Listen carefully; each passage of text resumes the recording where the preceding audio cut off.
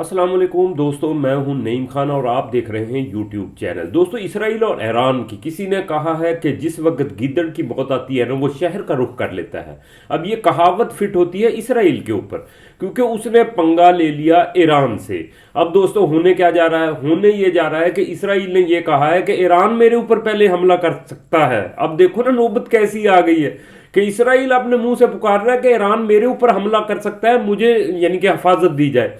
दोस्तों, इसमें चक्कर क्या बना है? इसमें यह बना, एक तो इसराइल को 12 अरब डॉलर का लॉस हुआ है 12 दिन की जंग के अंदर, और ईरान के पास खोने को कुछ भी नहीं था। ईरान ने असलन तो अपना डिफेंस किया था, डिफेंस के अंदर ही ईरान ने इतना नुकसान कर दिया इसराइल का कि इसराइल को नुकसान ही पूरा नहीं हो रहा। दूसरा, ईरान ने जो एक ये भी तय कर लिया है कि जो जासूस थे ना, ईरान को पता है कि इसराइल कभी भी नहीं रुकेगा, हमला वो करेगा। ईरान अब उसके ऊपर यकीन नहीं कर सकता।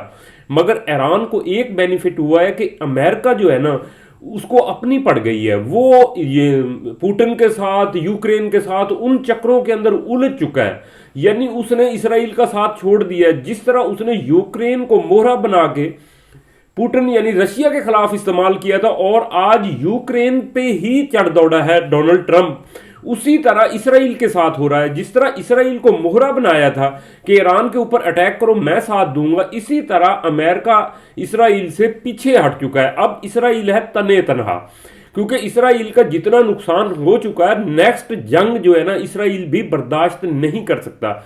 मगर ईरान ने क्या किया है? ईरान ने एक तो ये किया है कि जो जासूस थे ना, ईरान ने ये भांप लिया है कि कभी भी जो किसी मुल्क को शिकस्त होती है तो अंदर से ही गद्दार होते हैं।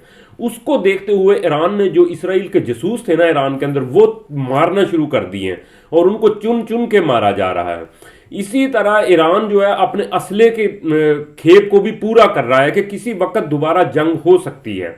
इस दौरान जो एक इसराइल को परेशानी ये लाक हो चुकी है कि अमेरिका अपने चक्रों में पड़ चुका है, और इसके बाद अब ये हो सकता है कि ईरान मेरे ऊपर हमला न कर दे। यहां से ये नजर आता है कि कभी भी जो खामोश बैठा हो उसको इतना माजूर ना समझ लो कि वो आप लोगों के ऊपर हमला नहीं कर सकता, क्योंकि आप किसी के ऊपर भी हमला करते हो तो किसी हद तक वो रुक चुप रह सकता है। जिस वक्त ईरान के ऊपर हमला किया इसराइल ने, पहले ईरान ने नहीं किया, ईरान ने सिर्फ डिफेंस किया था। अब ईरान हमला पहले कर सकता है, क्योंकि ईरान को नजर आ रहा है कि इसराइल इस वक्त लड़खड़ा चुका है, और लड़खड़ाते को पकड़ना जो है ना, वो आसान है। अगर इसराइल को संभलने दिया तो वो दोबारा तंग करेगा। इससे पहले कि वो संभले, इस पर दोबारा अटैक कर दूं, क्योंकि ईरान ने तेजी से चाइना से असला लेना शुरू कर दिया है, रशिया से लिया है। चाइना ने बहुत ज्यादा असला दिया है ईरान को।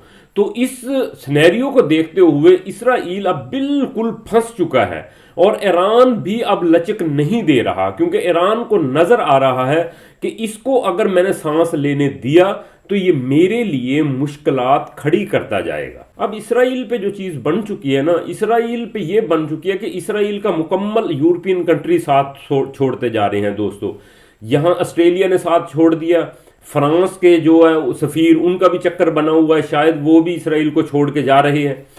तो इस तरह करके जितने यूरोपियन कंट्री हैं वो उन्होंने पीछे हटना शुरू कर दिया है, यानी इसराइल अब यहां तनहा है।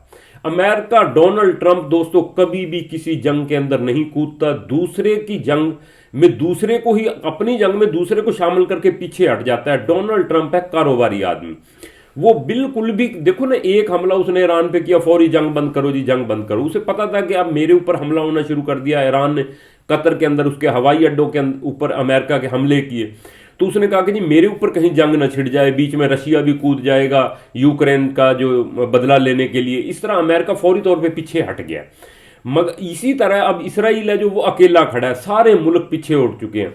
अगर इसी तरह इसराइल और ईरान को दोनों को अकेले मैदान में छोड़ दिया जाए, ईरान कभी भी दोस्तों इसराइल से जंग नहीं हारेगा। याद रखना, जो ईरान का मुकम्मल महल्ले वकू है, जो रकबा है ना, वो पहाड़ों और रेगिस्तान पे मुश्तमिल है। ईरान के अंदर कभी भी गाड़ियां, यानी कि फौजी गाड़ियां ट्रैवल करके नहीं आ सकती। पहाड़ इतने इतने ऊंचे हैं, कोई वहां पैदल चल के फौजें नहीं आ सकती, सिर्फ हवाई हमला हो सकता है। हवाई हमलों से कभी मुल्क फतह नहीं होते, नुकसान जरूर हो जाते हैं, फतह नहीं होते। यानी ईरान को अल्लाह ताला ने लोकेशन बहुत प्यारी दी है, यानी पहाड़ों और रेगिस्तान ऐसे हैं कि जिसके अंदर गाड़ी धंस जाए तो उसे बुलडोज करके भी नहीं निकाला जा सकता, बुलडोजर से यानी मशीनरी से भी नहीं निकाला जा सकता, इतने बुरे यानी कि रेगिस्तान है। तो ये अब सूरत हाल है कि ये अब इसराइल को खटक चुकी है कि ईरान मेरे ऊपर ही हमला करेगा, क्योंकि ईरान ने देख लिया है कि इस वक्त मौजूदा इसराइल है वो बहुत कमज़ोर है। दूसरा, नेतन्याहू के खिलाफ इसराइल के अंदर से आवाज़ें उठना शुरू हो गई हैं। इसराइल ने गजा के लिए फौजें 1 लाख तैयार की हुई हैं, वो भेजने के लिए बिल्कुल तैयारी पकड़ी खड़ी हैं कि जाने वाली हैं कि जी गजा पे कब्जा करें। यूरोपियन कंट्री सारे पीछे हट चुके हैं। इधर से ईरान तैयार है कि इसे ये करने दो, मैं इसके ऊपर अटैक करूंगा। अंदर से नेतन्याहू के अवाम सारी खिलाफ है, फौजी उसके बगावत कर रहे हैं कि बात यह है कि आप ये हरगिज ऐसा ना करो, क्योंकि पहले हम बहुत ज़्यादा जानी नुकसान कर चुके हैं।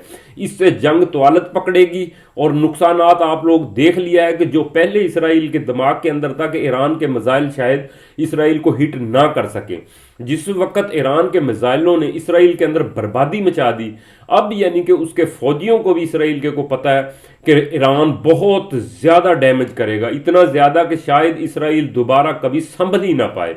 तो इसके लिए दोस्तों अब ये सिनेरियो बनता जा रहा है कि इसराइल बजाते खुद कह रहा है कि यानी कि यूं लग रहा है कि जैसे ऊंट अब आया है पहाड़ के नीचे। इसराइल खुद कह रहा है कि ईरान मेरे ऊपर हमला करने वाला है, और वाकई ये हकीकतन है कि ईरान हमला कर सकता है। ये कभी भी कोई अपने दिल से दिमाग से निकाल दे कि इसराइल ही पहले हमला करेगा, नहीं, अब ईरान भी हमला कर सकता है। दोस्तों आप लोग बताइएगा कमेंट्स में आप लोगों को क्या लगता है, क्योंकि देखने वाले भी बहुत ज़्यादा समझ रखते हैं, आइडियाज़ रखते हैं। आप लोगों को क्या लगता है कि अब इस दफ़ा जंग हुई तो किसका पलड़ा भारी होगा? अब तक इतना ही, अपना ख्याल रखिएगा, अल्लाह हाफिज़।